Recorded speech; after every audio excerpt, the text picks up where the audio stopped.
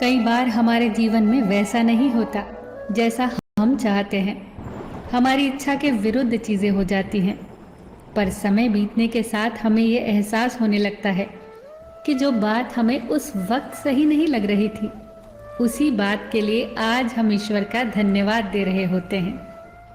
तभी तो कहते हैं कि जो हुआ अच्छा ही हुआ, जो हो रहा है अच्छा ही हो रहा है, और जो होगा वो भी अच्छा ही होगा।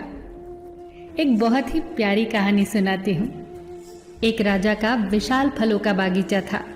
उसमें तरह तरह के फल लगे हुए थे और उस बागीचे की देखभाल एक किसान और उसका परिवार किया करता था। किसान उस बागीचे से तैयार और मीठे फल रोज शाम को राजा के लिए ले जाता।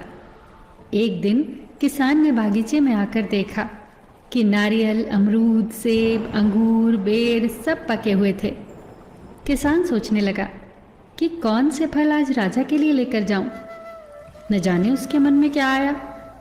उसने अंगूर की टोकरी भरी और राजा के लिए लेकर महल की ओर चल दिया। वो रास्ते भर सोचता जा रहा था। केवल अंगूर लिए, 2-4 सेब, नारियल, अमरूद ही डाल लेता। अलग अलग फल देखकर राजा कितना खुश हो जाता। सोचते सोचते वो महल के बाहर पहुंच गया। उसने अंगूर से भरा टोकरा राजा के सामने रख दिया और थोड़ी दूर जाकर बैठ गया। राजा किन्हीं दूसरे ख्यालों में खोया हुआ था। शायद किसी बात से परेशान या नाराज था। अपने ही ख्यालों में गुम राजा टोकरी से एक अंगूर निकालकर खाता और एक खींचकर किसान के माथे पर निशाना लगाकर मारता।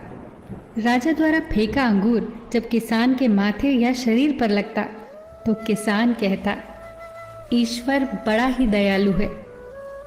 राजा फिर एक अंगूर किसान की तरफ फेंककर जोर से मारता और जब वो किसान को पड़ता तो किसान फिर कहता, ईश्वर बड़ा ही दयालु है। थोड़ी देर बाद राजा को अपनी गलती का एहसास हुआ। वो सोचने लगा, मैं किसान के साथ कितना बुरा बर्ताव कर रहा हूँ और प्रत्युत्तर क्या आ रहा है। राजा ने किसान से पूछा, मैं बार बार अंगूर फेंककर तुम पर मार रहा हूँ और तुम्हें लग भी रहे हैं, फिर भी तुम कह रहे हो ईश्वर बड़ा ही दयालु है। किसान ने बड़े भोलेपन से उत्तर दिया, महाराज, बागान में नारियल, सेब, अमरूद, बेर ये सब तैयार थे, पर मैं अंगूर लाया। मैं वो सारे फल भी ला सकता था, पर ईश्वर की कृपा से ही मुझे ये भान हुआ कि मुझे अंगूर ही ले जाने चाहिए।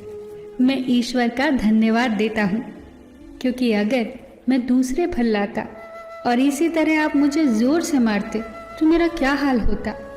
सच में महाराज, ईश्वर बड़ा ही दयालु है।